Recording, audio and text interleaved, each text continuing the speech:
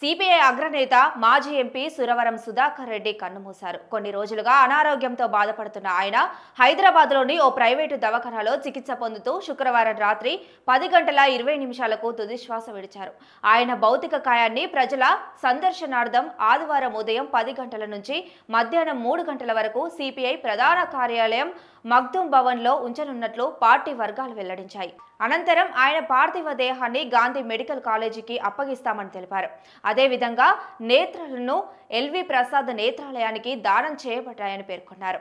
మహబూబ్ నగర్ జిల్లాలోని కొండ్రావుపల్లి గ్రామంలో 1942 మార్చి 25న జన్మించిన సురవరం 1998, 2004లో 2 సార్లు నల్గొండ నుంచి లోక్సభకు ఎన్నికయ్యారు. సిపిఐ విద్యార్థి విభాగం ఏఐఎస్ఎఫ్ నుంచి మొదలైన ఆయన ప్రస్థానం సిపిఐ ప్రధాన కార్యదర్శి వరకు సాగింది.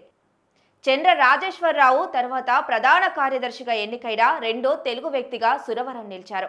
2012 నుంచి 2019 వరకు సిపిఐ జాతీయ ప్రధాన కార్యదర్శిగా పనిచేశారు. సురవరం సుధాకర్ రెడ్డి తండ్రి వెంకట్రామిరెడ్డి స్వాతంత్ర సమరయోధులు.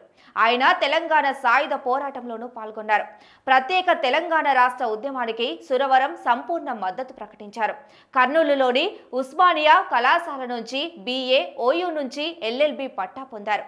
1974లో విజయలక్ష్మితో సుధాకర్ రెడ్డి వివాహం జరిగింది. వీరికి 2 కుమారులు ఉన్నారు.